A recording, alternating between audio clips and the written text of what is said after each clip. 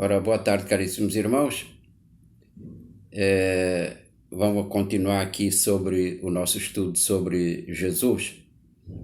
E não vou meter muito aos milagres, embora eu possa comentar um ou outro, né, sobre as passagens que tenham algum significado. Mas antes de mais nada, eu queria pedir que você se inscrevesse no canal, ative o sininho das notificações e faz algum comentário. Ao final do vídeo, você dá o seu gostei ou o seu não gostei, tá ok? Sem problema, se não gostou do vídeo, não há problema, pode colocar lá, não gostei. Depois a gente vai melhorar. É gente que só se aperfeiçoa com as críticas, né?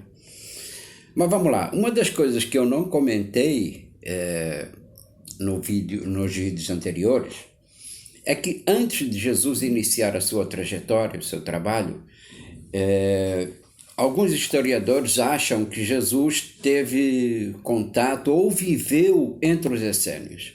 Ora, quem eram os essênios?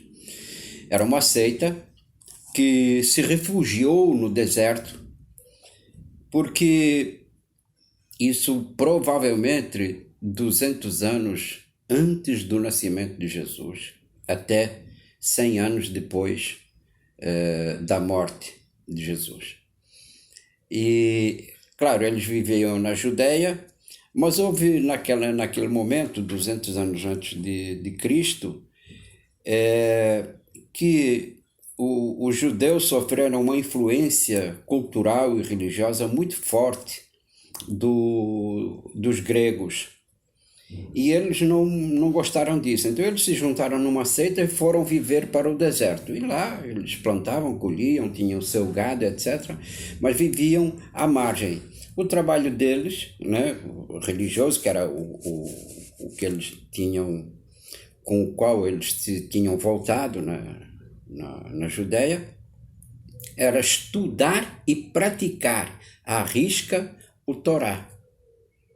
E uma das coisas que eles já tinham era a crença inabalável na reencarnação. Coisa que Jesus fala por diversas vezes, né? Eu aqui para dizer alguma coisa sobre quando Jesus fala, por exemplo, sobre reencarnação. A sua conversa com o Nicodemos. Nicodemos era um doutor da lei, era um intelectual, fazia parte do Senado. E Nicodemos, ele acreditava naquilo que Jesus dizia e vai procurá-lo à noite. Por quê? Porque de dia ele não podia ser visto com Jesus, então ele vai procurá-lo à noite. E vai para todos os lugares por onde Jesus poderia estar e não o encontra. Quando ele já está desistindo, Jesus está sentado num banco, numa pracinha, e Jesus então lhe aparece e diz: estás me procurando?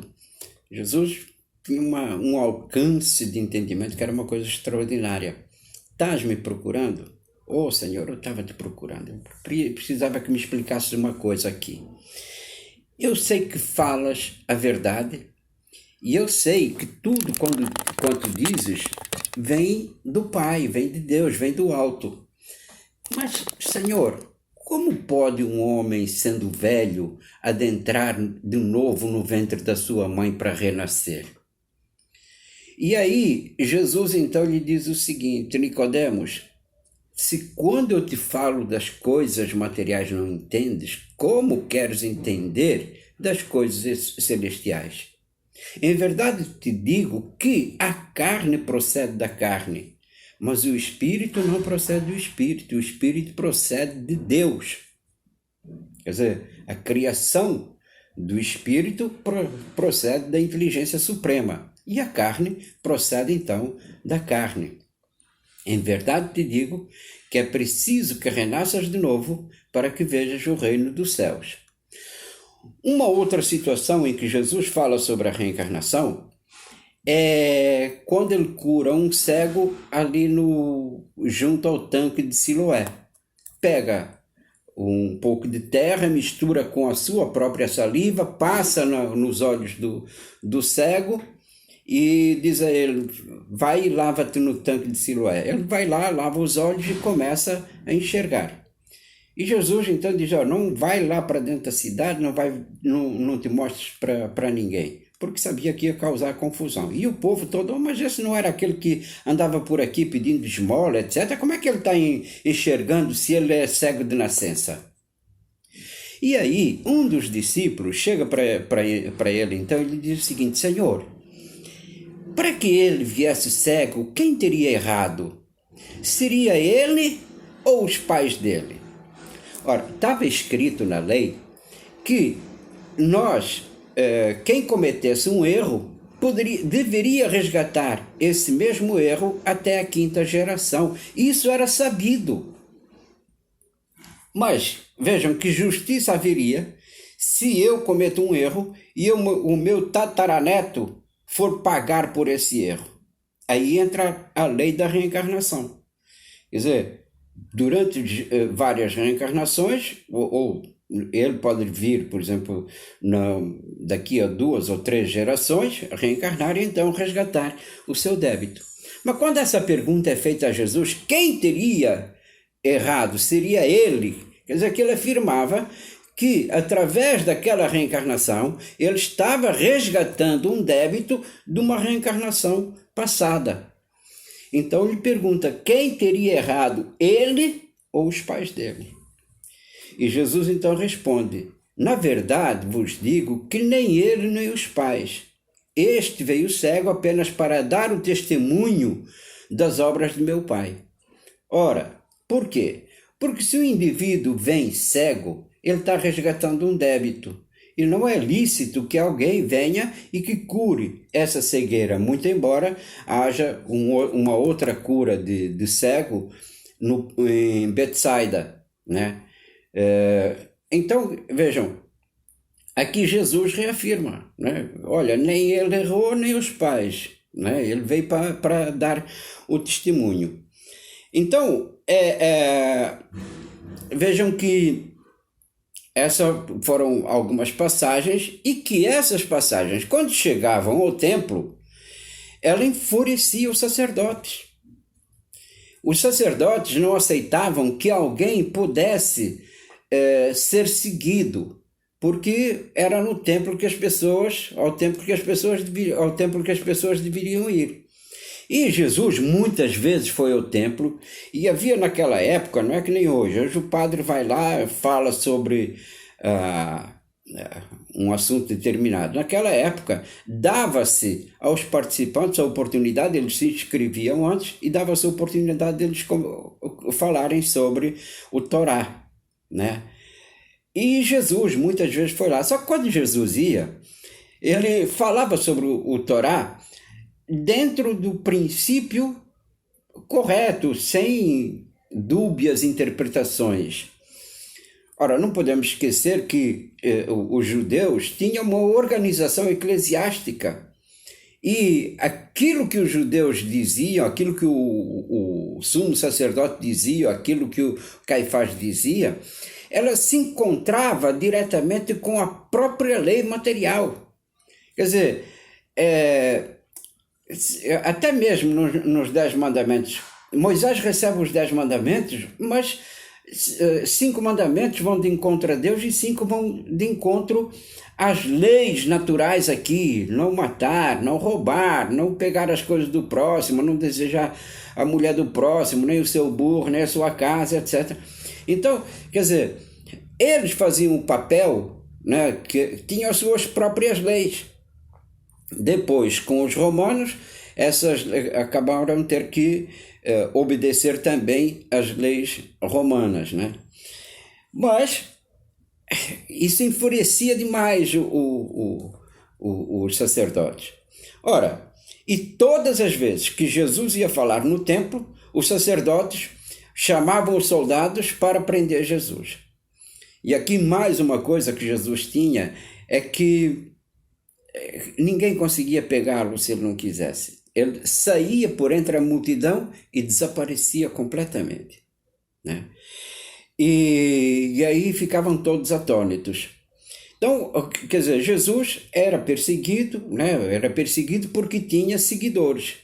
E as pessoas ouviam-no, escutavam-no, coisa que os sacerdotes não aceitavam, porque enquanto eles eram a ordem social e religiosa, não podiam admitir que houvesse uma outra, como aconteceu aqui há muito tempo, por exemplo, com a Igreja Católica, né? Não se admitia outra religião. Aliás, a nossa própria Constituição, ela dizia que a religião oficial era o catolicismo. E por muitos anos, todas as outras religiões, protestantes, espíritas, umbandistas, até foram perseguidas pela polícia. Nos anos 20 e 30, era a polícia montada a cavalo que entrava nos centros ou nas igrejas protestantes onde houvesse culto, porque era proibido. A igreja oficial era católica.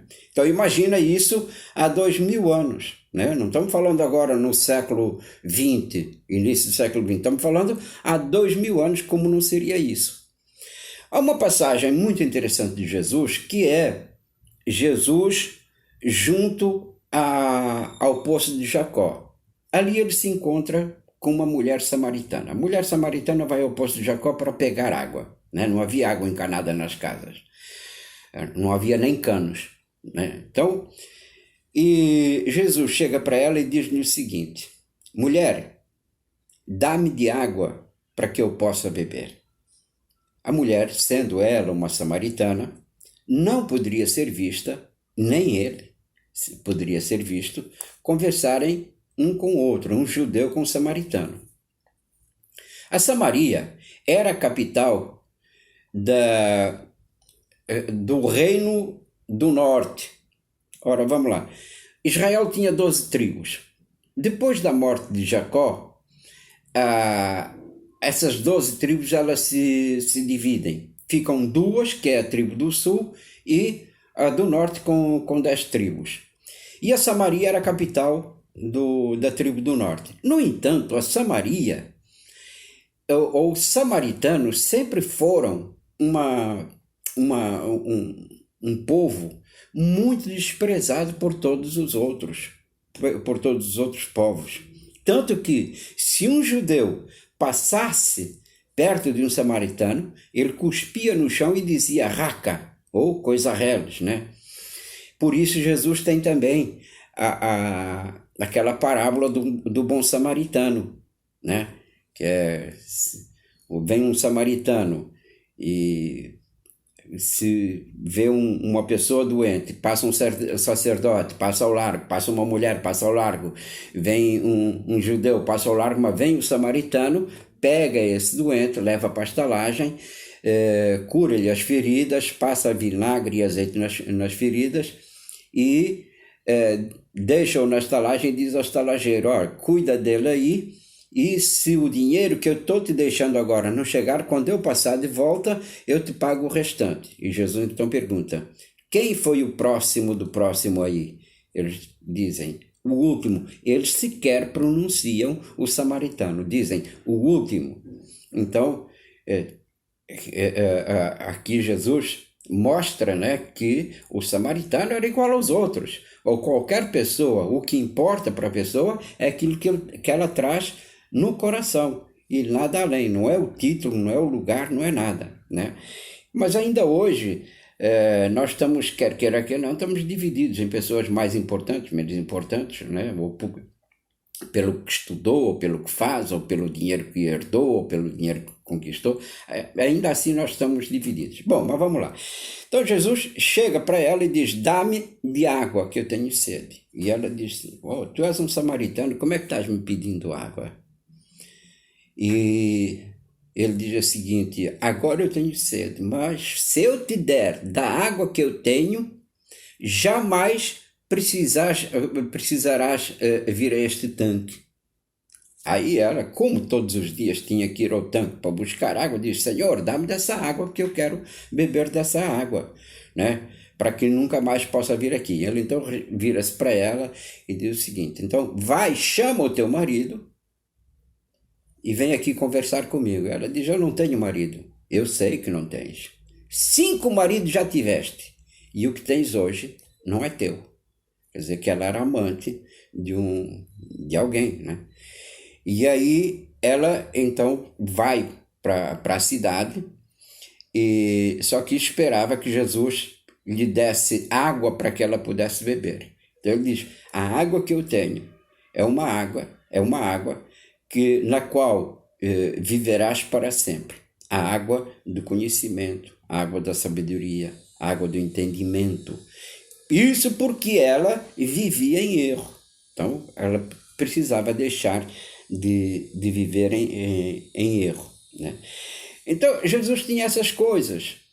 Dentro de todas as passagens que Jesus teve ao longo do tempo, ele também sabe quando está chegando a sua hora, né? Isso está numa anotação de João, no capítulo 12, versículo 23. Eu não decoro assim versículo de capítulo, alguma coisa assim, mas muito pouco. Então, neste ponto, Jesus diz o seguinte: é chegada a hora que o Filho do Homem é glorificado. Jesus, de todas as vezes que tentaram prendê-lo, não conseguiu, porque não era chegada a hora ainda. Mas aqui, ele sabia que a hora estava chegando. Ele vai para o Monte das Oliveiras e, até de uma forma angustiada, né, ele diz o seguinte: Pai, afasta de mim esse cálice, mas se essa for a tua vontade, que assim se cumpra. Ele sabia perfeitamente que não havia outra forma dele cumprir com tudo aquilo que estava designado. E ele prepara-se então para fazer a última ceia. Veja, eu não quero aqui falar sobre os milagres que Jesus fez. O que importa aqui é aquilo que ele tenta deixar, né, para cada um de nós como entendimento. E quando ele se prepara para a última ceia, ele chama um dos discípulos e diz o seguinte: isso para vermos a capacidade que ele tinha de antever as coisas, né? Olha, vais adentrar a cidade e ao teu lado direito vais ver uma jumenta amarrada numa árvore que está com o seu filhote. Traz-me aqui o filhote, para que eu adentre a cidade montado nela, e assim se cumpra aquilo que está escrito. Chama um outro, acho que é Cleófas, e diz o seguinte: adentra a cidade, encontrarás um homem que vai com um cântaro no ombro. Segue-o, e onde ele entrar, tu entras também. E lá dentro dirás ao dono da estalagem que me prepare a sala dos fundos, para que lá nós possamos cear no dia de hoje. Esse homem com o cântaro, nós sabemos hoje, o nome dele era Cirilo, né? E ele ficou emblemático, né, dentro desta cena, uma cena extraordinária, obscura, que mostra realmente quem é Jesus e a consciência que ele tinha de tudo quanto ele precisava fazer para culminarmos com o momento da crucificação, que é a glorificação. Vejam que eu falei, acho que no vídeo anterior ou no outro antes, que Malaquias diz que enviaria Elias e que para preparar os caminhos de Jesus, e que esse mestre, os caminhos do Messias, até que o Messias fosse então glorificado. É claro, eu não quero ater-me a um ponto unicamente religioso, porque, como eu já disse, a religião era a consequência de tudo aquilo que fazemos no dia a dia. Quer dizer, eu não posso separar a minha vida do dia a dia da minha vida religiosa. Aquilo que eu prego dentro do contexto filosófico religioso tem que ser aquilo que eu pratico no dia a dia, né? Eu não posso ter duas personalidades, nenhum de nós. Nós precisamos ser as mesmas pessoas. Então vejam, a questão religiosa, ela tem que ser entendida para ser aplicada. O que Jesus espera de cada um de nós, com toda a dor, com todo o sacrifício pelo qual ele passou, é a transformação. Por isso, no alto da cruz, ele diz o seguinte: Pai, em tuas mãos entrego o meu espírito. Quer dizer, no momento da morte, entregamos o espírito a Deus. Não foi ele apenas. Ele queria dizer que, naquele momento, cada um de nós deve se entregar a Deus. Uma outra coisa que ele coloca naquele momento é o seguinte: amai-vos uns aos outros, como eu vos amei. Vejam, ele tinha dito, ou tinha prometido, que nenhuma das ovelhas que o Pai lhe teria confiado se haveria de perder. Todas elas haveriam de ser salvas, mas claro, umas mais cedo, outras mais tarde. E ele diz o seguinte: se porventura, em algum momento eu perder uma das minhas ovelhas, quando à noite eu for contá-las no redil e faltar uma, eu hei de deixar todas aqui e hei de procurar aquela que me falta. Ou qual a dona de casa, se perder uma dracma, não vai revirar a casa para encontrar a moeda que perdeu. Sabe, essa coisa de Jesus nos prometer a salvação de nós mesmos, porque fomos criados puros e ignorantes. E a nossa busca incessante em direção à felicidade, ela está em tudo aquilo que vivenciamos ao longo do tempo, né? Tem que ser bom. Tem que ser bom. Mas o que é a bondade? Nós não sabemos ainda sequer o que é a bondade. Porque para chegarmos a esse entendimento, nós temos que nos espelhar no próximo. Então, por isso ele diz: amai-vos uns aos outros, porque é aquilo que temos mais perto. Jesus está lá há 2000 anos, e tudo quanto entendemos, na realidade, é aquilo que está escrito, que a gente lê. O que a gente precisa é entender aqui perto de nós. Olha, quem é o próximo? Qual é o teu próximo? O próximo é aquele que estiver mais perto. E quando diz ama o teu próximo, não diz ama o próximo se for teu amigo, né? Pelo contrário, ama os teus inimigos. Porque amar os amigos não tem nada de mais. O problema todo está em amar os inimigos, para que a gente tenha uma vida repleta. Ama o teu inimigo para que tenhas uma vida repleta. Já pensaram o que é a gente ter um inimigo e a gente acordar todos os dias com aquela coisa na cabeça? O inimigo, aquela angústia, aquela depressão, aquela mágoa dentro da gente? Não, isso não vale a pena. Era isso que Jesus queria tirar de nós. Vivamos, mas vivamos em felicidade. E para terminar este vídeo, né, porque aqui nós vamos encerrar ao momento da crucificação, para terminar este vídeo, eu quero dizer o seguinte: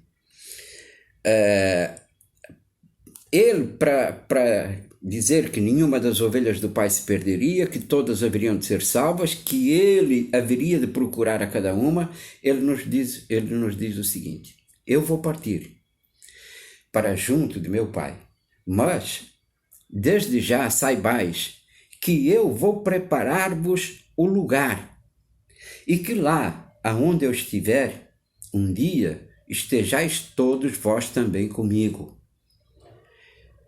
Isso nos dá a certeza da própria evolução. Quer dizer, hoje não somos bons, amanhã seremos melhor, no dia seguinte ou na vida seguinte nós seremos melhores e haveremos então de preparar-nos para ocupar esse lugar que foi tão difícil para ele nos explicar como é que nós deveríamos conquistá-lo, qual seria o caminho que deveríamos percorrer para chegar lá. Ninguém nos pede ou ninguém vai exigir da gente que a gente se entregue a uma cruz. O único sacrifício que a gente precisa fazer é isolar aquilo que existe dentro de nós e sabermos escolher com perfeição aquilo que nos faz bem e aquilo que não nos faz bem. Veja, não é para o outro, é para nós mesmos. O que faz bem e aquilo que não faz bem. A gente conseguindo discernir isso, a gente vai separando em nós e todos os dias, num exercício diário, diante do espelho, a gente poder olhar para o dia que tivemos, né, e ver onde erramos e aonde não erramos. Quem sabe assim, nós, no dia seguinte, possamos ser um pouco melhores do que fomos no dia anterior. Eu vou parar por aqui para não me estender no vídeo. Eu já me propus a fazer vídeos no máximo com 25 minutos, tá ok? Então, muito obrigado a todos. Dá aí o seu ok ou o seu não gostei, tá ok? E até a próxima, se Deus quiser. Depois vamos falar sobre o início, ou vamos falar sobre pós-Cristo, a vida, os discípulos, como viveram, como morreram, até culminarmos com as outras religiões. Ok? Obrigado. Até a próxima, se Deus quiser.